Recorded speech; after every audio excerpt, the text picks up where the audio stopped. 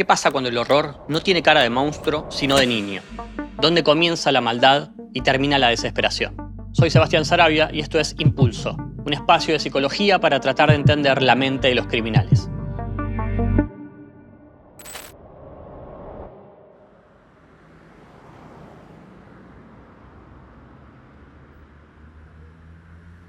Buenos Aires, 3 de diciembre de 1912, en la calle Progreso, entre Jujuy y Catamarca, en el barrio de Parque Patricios. María Giordano abre la puerta de su casa y mira a su hijo Gesualdo, de 3 años y medio, con una pelota roja bajo el brazo. Le dice: «Quédate jugando en la vereda, Gesualdito, pero no cruces». Y esa fue la última vez que lo vio vivo. Horas después, encontraron a Gesualdo en un basural conocido como la Quinta Moreno, estrangulado con 13 vueltas de piolín que se le hundían en el cuello. Como no terminaba de morir, su asesino buscó un clavo de 4 pulgadas y lo golpeó con una piedra hasta que la punta atravesó de lado a lado su pequeño cráneo. Luego tapó el cuerpo con chapas y se fue a su casa. Al día siguiente asistió al velatorio de Gesualdo. Se acercó al ataúd y le tocó la cabeza con la mano temblorosa. Fingió estar compungido. Luego salió, compró un diario y se hizo leer la crónica del crimen que él mismo había cometido. La recortó y se la guardó en el bolsillo. Ese asesino tenía 15 años y se llamaba Cayetano Santos Godino. Cuando lo detuvieron 2 días después, en los bolsillos le encontraron el piolín, colillas de cigarrillo y el recorte de diario. Cuando le preguntaron por qué había ido al velatorio, Godino respondió con una frialdad desconcertante. Quería saber si lo iban a enterrar con el clavo puesto.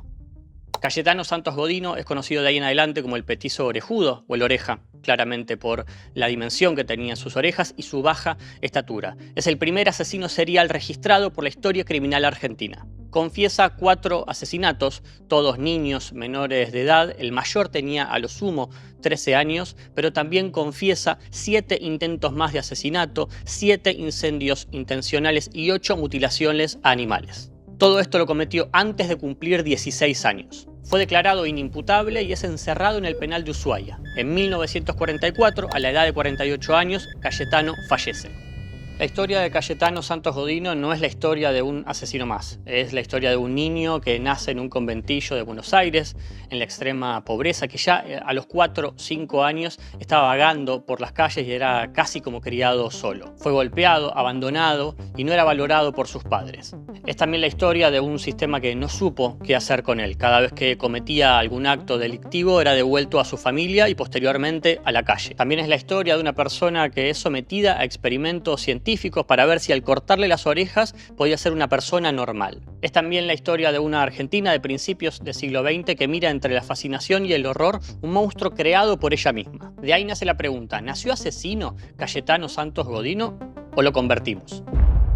Si pensamos en los datos centrales de Cayetano Godino, ubicamos que nace en octubre de 1896, que fallece en noviembre de 1944, en ese momento tenía 48 años, que hay una época en la que realiza los crímenes que es entre los 7 y los 16 años, y tenía características físicas muy específicas. Medía 1,51, era bastante bajo, tenía unas orejas grandes como desproporcionadas y un poco puntiagudas, también un cráneo pequeño y una frente hundida. Y sobre todo tenía 27 cicatrices en la cabeza. Esto era producto de golpes del padre y del hermano. Para entender los crímenes de Cayetano Santos Godino, que el primero fue a los 9 años, tenemos que retrotraernos un poquito hacia atrás, cuando él tenía 7. Está la primera agresión a Miguel de Paola, que tenía 2 años, se lo lleva a un baldío, lo golpea y lo deja tirado en espinas. No lo termina matando porque justamente pasa un policía, ve la situación y a él lo devuelve a su familia y al chico lo salva. Sigue y un año después a Ana Neri, que tenía 1 año y medio, 18 meses, también la convoca diciéndole que le iba a dar algunos chocolates, se la lleva a un baldío y la golpea en la cabeza con una piedra. Nuevamente, la chica termina siendo salvada por un policía que estaba por la zona. Y en 1906, a la edad de 9 años, ocurre el primer asesinato de una niña de 3 años, María Rosa Fase, que también la convoca, la lleva a un baldío, la termina matando y dejando como sobre latas. Es un asesinato que nunca se pudo conectar con Cayetano, que lo reconoce muchos años después, y justamente porque en ese lugar donde había cometido el crimen se termina construyendo un edificio. También en 1906, después de ese primer asesinato, ocurre la denuncia del padre, porque lo ve mutilando algunas gallinas en su casa. Dice: yo no puedo con con él y lo lleva a la comisaría, y de ahí es ubicado en un reformatorio por 2 meses y luego sale. Continúa Cayetano Santos Godino con sus intentos de asesinato, si bien no logra el cometido. El primero tiene que ver con un niño de casi 2 años, el otro con 1 año y algunos meses. Al primero intenta ahogarlo donde bebían algunos caballos y al segundo intenta quemarle las pestañas con un cigarrillo. También en este año, en 1908, es enviado durante 3 años a una colonia de menores en Marcos Paz. Ahí aprende a leer y escribir su nombre. Y en 1912, 4 años después de todo esto, ocurre el segundo asesinato. A Arturo Laurora, de 13, que es la persona que tenía más o menos una edad cercana a la de él, termina siendo encontrado en una casa abandonada. Tenía varias vueltas porque lo había estrangulado justamente en el cuello y estaba semidesnudo. En este mismo año ocurre el tercer asesinato. Termina prendiendo fuego el vestido de Reina Bonita Vainikov, de 5 años, que muere 16 días después por todas las quemaduras que tenía en el cuerpo.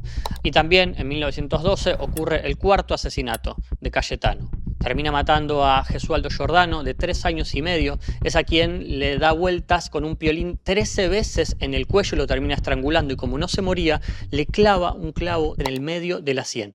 Hay otros datos perturbadores: que estuvo presente en el velatorio, hizo que le lean la historia de lo que había hecho y recorta esa noticia y se la guarda. Y este es el caso que termina generando que el 5 de diciembre de 1912 Cayetano delate que había hecho el crimen, justamente porque tenía el recorte, y a partir de ahí es puesto a disposición por la policía. Y aquí es donde confiesa 4 asesinatos llevados a cabo y muchos intentos también que había tenido. Todo este proceso termina durando más o menos 2 años y el dictamen que tienen era que era un débil mental o tenía una locura más hereditaria o era un loco moral o una locura atávica, se llegaba a decir. La condena, obviamente, para ese momento fue la de reclusión perpetua y termina teniendo un recorrido carcelario desde el Hospicio de las Mercedes, la Penitenciaría Nacional y el Penal de Ushuaia desde 1923 hasta el día que fallece en 1944. Una de las particularidades que tiene la estadía de Cayetano Santos Godino en el penal de Ushuaia es que en 1927 se le realiza una operación en las orejas. En ese momento la criminalística positivista creía que al reducirle el tamaño de las orejas podía ser una persona normal. Cuando pensamos en antecedentes del caso de Cayetano Santos Godino, porque no es que solamente ocurrió acá en Argentina, pasa también en Estados Unidos. Hablamos de Jesse Pomeroy, o apodado el Niño Bestia, y tiene una primera etapa de 1872 y 1873, donde golpea e intenta mutilar y agravia y corta a niños, y una segunda etapa donde termina matando a una niña de 10 años y a un niño de 4 años. También les acercamos un caso que, si bien es posterior, tiene muchas características similares. Es en 1968, varios años después, en Inglaterra. Mary Bell se llama, es una chica de 11 años que también era conocida como una niña psicópata. Termina matando a un niño de 4 y de 3 años, los termina estrangulando, y cuando le preguntan por qué lo hizo, es por el placer y la emoción de matar. El otro de los casos que es similar, es posterior, desde 1993, y ocurre en Inglaterra, es de James Bulger. Es un niño de 2 años que es secuestrado en un centro comercial por 2 jóvenes que tenían un poco más de edad de él. Son 2 chicos de 10 años que lo terminan secuestrando, se lo llevan, lo hacen caminar como 4 kilómetros para que se canse, para que esté desgastado, lo golpean, lo terminan matando y lo terminan llevando después a las vías del tren para que parezca un accidente. A lo que queremos llegar con estos antecedentes y el paralelismo con el caso de Cayetano Santos Godino es tratar de ubicar qué es lo que falla en las familias, en el Estado o en la sociedad para que un niño cometa estos actos de esta naturaleza. Uno de los datos más importantes cuando hacemos un análisis del caso tiene que ver con la cronología, es decir, Cayetano pasa 8 años totalmente impune, desde 1904, cuando es su primera agresión, el primer intento de homicidio, hasta 1912, cuando directamente se delata y es descubierto. Durante estos 8 años, él termina agrediendo a muchos niños, la policía lo escolta en situaciones y lo devuelve de nuevo siempre a su familia o a la calle, que es donde terminaba estando y vagando la mayoría del tiempo. Va en 2 oportunidades llevados por los padres al reformatorio y también lo vuelven a sacar de ahí. Lo que hay en este caso, y se ve como bastante claro es un patrón de repetición, es decir, hay fallas en el sistema. Cuando Cayetano, desde que era mucho más chico, termina cometiendo o un asesinato o el acto de agresión contra un niño y la policía lo llega a ubicar, rápidamente es puesto de nuevo con su familia o puesto en la calle. Es decir, la idea que le termina quedando a Cayetano Santos Godino desde pequeño es que la institución de la autoridad, la policía, no es una amenaza real. Cuando tratamos de ubicar el contexto histórico de este caso, hablamos de un contexto también histórico de Buenos Aires entre 1896 y 1912, de una Argentina que está siendo totalmente explotada y que va llegando muchísima gente inmigrante pobre. Muchos de los inmigrantes estaban viviendo en conventillos, es decir, en algunos lugares que tenía como muy poco límite para poder estar sus familias y no había ni agua ni higiene. Esto terminaba generando que muchísimos de los niños que nacían o que venían con estos inmigrantes pasen muchísimo tiempo más que nada en las calles. También lo que les quería acercar es justamente este libro que se llama El petizo orejudo, de María Moreno, que es una periodista argentina, que justamente va marcando algunas cuestiones que van ocurriendo en la cronicidad de lo que va haciendo Cayetano Santos Godino, pero va ubicando si había distintas razas o linajes más degenerados. Y la autora hace justamente una mirada crítica y se hace una pregunta: si el Estado había tratado de entender a Cayetano Santos Godino o si justamente se intentaba confirmar esta teoría que ya se tenía de cuáles eran las personas que tenían que existir y cuáles no. Cuando pensamos en el análisis o el perfil psicológico de Cayetano Santos Godino, tenemos que ubicarnos necesariamente en el contexto de la época, inicios del siglo XX, así que ahí es donde se puede llegar a ubicar, o por lo menos la psiquiatría criminalística en ese momento podía llegar a ubicar que Cayetano tenía más una cuestión del orden de la debilidad mental, de algo más de algún tipo de retraso, de alguna locura más moral. Es decir, eran diagnósticos que hoy podemos llegar a pensar que son mucho más estigmatizantes y la idea por lo menos es presentar, al menos hoy, en 2026, tres diagnósticos diferenciales que podemos nombrar. El primero que vamos a mencionar es un trastorno de la conducta infantil. Lo definimos como un patrón persistente, repetitivo de comportamientos que violan los derechos de los demás o de las normas sociales propias de la edad. Cuando pensamos en las características principales, decimos agresión, generalmente heteroagresividad hacia los otros, de la incapacidad de adaptarse socialmente, de mentiras, de manipulación, de violar los derechos de los demás y de también violentar la propiedad privada. Si no se trata o no hay una urgencia en el tratamiento o nadie se da cuenta justamente de este trastorno de conducta infantil y no hay nadie que trabaje justamente allí, deriva generalmente, o ese es uno de los pronósticos posibles, en un trastorno antisocial de personalidad. El segundo de los diagnósticos diferenciales es de psicopatía o de trastorno de personalidad antisocial. Las características específicas que podemos llegar a ubicar: por un lado, falta de empatía, no muestra ningún tipo de remordimiento ante las víctimas. En segunda instancia, una frialdad afectiva, termina yendo al velatorio de una de las personas que termina matando y no muestra ni ansiedad ni culpa. Un comportamiento más instrumental, es decir, inventaba historias para no terminar quedando en el eje de la tormenta o terminar siendo el culpable por lo que había hecho. También podemos ubicar una fascinación por su propio crimen, la ausencia de miedo al castigo y violaciones repetidas de normas. Y también se encuentra una frase reveladora que es publicada en el diario La Patria de Egli Italiani en 1915. Cuando se le pregunta qué siente cuando estrangula, dice: no sé, me gusta. Además me da todo un temblor por el cuerpo que me sacude. Siento ganas de morder. Al chico ese le agarré con los dientes aquí, cerca de la boca, y lo sacudía como hacen los perros con los gatos. Luego me da mucha sed. La boca, la garganta se me secan. Me arden como si tuviera fiebre. Lo que terminamos ubicando acá es un estado de excitación, de una respuesta fisiológica al acto de matar. No era solo crueldad lo que buscaba Cayetano Santos Godino, sino también este estado de excitación constante. El tercero de los diagnósticos podemos ubicar el sadismo, pero no solo en la cuestión de el placer que genera el sufrimiento del otro, si bien el Cayetano lo podemos ubicar rápidamente en esas vueltas con un piolín para estrangular, los golpes en la cuestión del control, de dejar al otro semidesnudo, de casi provocarle la muerte. Pero también podemos ligar el sadismo no a algo tan extremo, sino a cuestiones mucho más actuales y sutiles, podríamos decir. El trabajar mucho, el comer demasiado, el dormir poco o el dormir en exceso. Son todas cuestiones que parecen como más cotidianas, que no son peligrosas, pero también desgastan la vida. Ahora quisiera sumar algunos conceptos de psicología que nos pueden ayudar para seguir entendiendo el caso. El primero tiene que ver con la tríada de McDonald.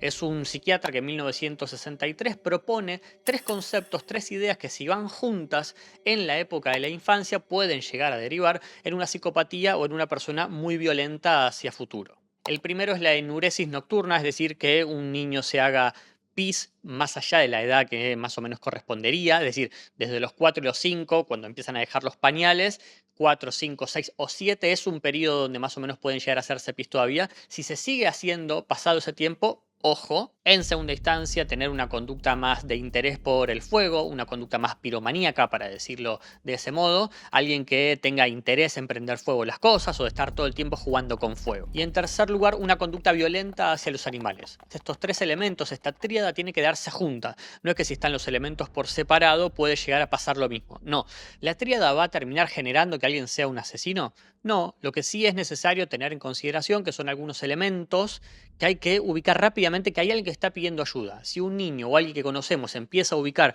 estas determinadas conductas o las tres juntas, está pidiendo ayuda y una rápida intervención nuestra. Y si bien era otra época, Cayetano Santos Godino mostró algunas señales de alerta, pero nadie hizo nada. El padre, por ejemplo, lo denunció 2 veces y el sistema o las autoridades policiales hicieron silencio. Y esto nos hace pensar en una pregunta: ¿cuántos Cayetanos hay en escuelas mostrando algunas señales y nadie quiere ver?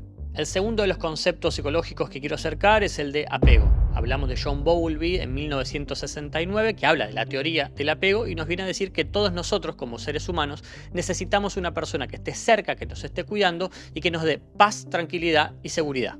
Y esta teoría termina marcando que hay en general 4 estilos de apego. Un estilo de apego más seguro tiene que ver con el desarrollo de responsabilidades y seguridad en el otro, que termina generando un desarrollo emocional sano. Un segundo estilo, que es un apego más ansioso o ambivalente, hablamos de una persona que está, si bien al lado de la otra persona, pero es mucho más inconsistente. Esto termina generando generalmente más ansiedad y dependencia emocional. Un tercer estilo de apego, que es más evitativo, que es una figura de apego más rechazante, que termina generando una distancia y una dificultad en confiar en los demás. Y hay un cuarto estilo de apego, que es el apego desorganizado. Es la figura de apego que justamente es la que genera miedo y abuso sobre el otro. Es el más perjudicial. Podemos ubicar en este apego desorganizado justamente a la familia de Godino. Por un lado pensamos en el padre de Cayetano, que tenía sífilis y que lo golpeaba y que era muy violento con él, como también el hermano, que no podía ser alguien que lo protegía, que tenía epilepsia y también lo golpeaba, y por el otro lado también la madre, que no podía soportarlo, cobijarlo o protegerlo. Las consecuencias de eso tienen que ver con no generar empatía, no se vincula desde la empatía, sino desde el miedo y del control. Hay una enorme dificultad para regular las emociones y también solamente puede comunicarse con los otros por la vía de la violencia. Con esto podemos pensar en una pregunta: ¿puede alguien enseñar lo que nunca aprendió? Si nunca fueron empáticos con Godino, ¿puede ser él empático con otras personas? El otro de los conceptos que quería acercarles tiene que ver más con el desarrollo del cerebro infantil y el trauma. Esto no significa que un daño cerebral explica o justifica los crímenes. Lo que sí significa es que una intervención temprana hubiera podido ayudar muchísimo a Cayetano. Y con esto cabe hacerse una pregunta: ¿cuánto de lo que fue Cayetano Santos Godino en esos años de su vida, sobre todo en donde hubo criminalidad, cuánto tiene que ver justamente con el daño en su cerebro? El otro de los conceptos que quiero acercarles tiene que ver con la criminología positivista y sus peligros. ¿Qué es la criminología positivista? Es desarrollada por Cesare Lombroso, que en 1876 publica su obra, que es El hombre delincuente. Allí decía que el criminal es un tipo biológico diferente del hombre normal, que se lo podía identificar por sus rasgos más físicos, es decir, una mandíbula pronunciada, un cráneo pequeño, una frente hundida y orejas grandes. También que la criminalidad era hereditaria y degenerativa, y que hay razas y linajes mucho más predispuestos al crimen. En Argentina, un representante de esta idea bastante lombrosiana fue José Ingenieros, que dijo cosas tales como: los hombres de razas de color no deberán ser política y jurídicamente nuestros iguales. Si bien intentamos acercar en este caso algunos conceptos actuales, por supuesto que decimos que esta mirada más lombrosiana en principio no existe hoy, pero sí podemos llegar a ubicar como algunos índices de que todavía sigue viva esa cuestión más de criminología positivista. Cuando decimos que alguien, por el lugar en el que vive, va a terminar haciendo determinadas conductas, o porque está enfermo o porque tiene algún tipo de trastorno, no se va a curar y va a ser solamente eso. Y el otro de los conceptos tiene que ver con la inimputabilidad. ¿Pero qué significa ser inimputable? Una persona es declarada inimputable cuando no puede comprender la criminalidad de sus actos o dirigir sus acciones conforme a esa comprensión, ya sea por un trastorno mental, un desarrollo incompleto o una alteración grave de la conciencia. En el caso de Cayetano, justamente es ubicado por los psiquiatras como un loco moral o una persona que tenía una locura atávica en su momento, por lo tanto era inimputable. Pero esto no generó que tenga un tratamiento acorde en ese momento a su salud mental y fue enviado a una cárcel común a pesar de que todavía no podía ser juzgado penalmente. Si era inimputable, ¿correspondía a la reclusión perpetua que tuvo? ¿Fue ético experimentar con sus orejas médicamente para ver si había algún tipo de beneficio? Y obviamente en esto no hubo ningún tipo de consentimiento. ¿La cárcel sirve para alguien que necesita tratamiento psiquiátrico? A la hora de tratar de entender las causas de este caso, hablamos de un análisis multicausal, de tratar de entender varios factores. El primero es el ambiente familiar. Lo que vivió Cayetano en su familia tenía que ver más con una relación con el padre, que era bastante violento. También en su casa estaba el hermano, que también era violento con él. Entre los dos lo habían golpeado muchísimo en la cabeza cuando era más chico. Y una madre incapaz de protegerlo y de poder cuidarlo y arroparlo. Recordemos que vivían en conventillos, en el hacinamiento constante, en la pobreza extrema, que no había espacios, no había privacidad y en la falta de contención absoluta. Y hay un dato que es importante, que ya desde los 5 años Cayetano Santos Godino vagaba por Almagro, por Parque Patricios. Podríamos llegar a decir que la calle era su único hogar real. El factor número 2 tiene que ver con el fracaso de las instituciones. Cayetano Santos Godino es expulsado de 6 instituciones a las que va. De los 2 reformatorios, los padres los terminan sacando. La policía siempre lo termina derivando después con su familia y termina volviendo a la calle. Y también hay que decir que ningún médico, juez o maestro terminó generando un sistema de protección para este niño o sus potenciales víctimas. La conclusión de esto es que Cayetano estuvo 8 años delinquiendo, atacando a niños a la vista de los adultos. Y sobre todo que cada vez que era ubicado por la policía era devuelto de nuevo a su familia de origen y no había ningún tipo de tratamiento para mejorar esto. El factor número 3 tiene que ver con el contexto sociocultural. Buenos Aires en el inicio del siglo XX comienza a recibir una oleada gigante de inmigrantes pobres. Los niños de estos inmigrantes vivían en los conventillos y pasaban totalmente desapercibidos para el Estado y estaban todo el tiempo en la calle. La criminología de aquella época ubicaba a los hijos de estos inmigrantes como un material de degeneración. Y si bien para ese momento no había categorías psicológicas que puedan ubicar la cuestión de la conducta infantil, los niños se separaban en niños buenos o bestias. Debajo de ese monstruo había un niño que casi muere al nacer, que tuvo 27 cicatrices en su cabeza, producto de los golpes, que aprendió a leer recién a los 12 años, que fue expulsado 6 veces de las instituciones, que su propio padre lo entregó 2 veces a la policía, que desde los 5 años ya vagaba por las calles, que vivió más de 2/3 de su vida encerrado en confinamiento y que murió a los 48 años solo en un penal. Esto no lo convierte en inocente. Sus víctimas fueron reales, su crueldad fue real. Pero también es importante hacerse una pregunta que quizás en ese momento la sociedad evitó. ¿Qué tipo de mundo produce este tipo de personas? Cayetano Santos Godino murió en el penal de Ushuaia el 15 de noviembre de 1944. Tenía 48 años. Había pasado 35 de ellos encerrado. Su tumba fue profanada. Una leyenda dice que su cráneo terminó como pisapapeles en el escritorio de la esposa del director del penal. Esa imagen, el cráneo como objeto decorativo, es quizás la metáfora más perfecta de lo que la sociedad argentina hizo con Cayetano. Lo convirtió en un objeto. Primero el espécimen para los criminólogos positivistas, luego en experimento para los médicos que le achicaron las orejas, luego en recuerdo macabro. Nunca en una persona que vale la pena entender. Hoy, más de un siglo después, todavía nos preguntamos lo mismo. ¿Nació siendo un monstruo o lo hicimos? Y la respuesta más honesta es la más incómoda. Las dos cosas. Tiene características que lo predisponían y vivió en condiciones que lo potenciaron al máximo. Y el sistema falló en cada punto donde podía haber hecho algo. El petiso orejudo no fue una excepción. Fue el resultado lógico, trágico y aterrador de una suma de fracasos. Biológicos, familiares, institucionales y sociales. Un niño que el mundo dejó caer y que cayó sobre otros niños. La pregunta que nos deja no es cómo alguien puede hacer algo así, sino qué tenemos que cambiar para que no vuelva a pasar. Por hoy, dejamos acá.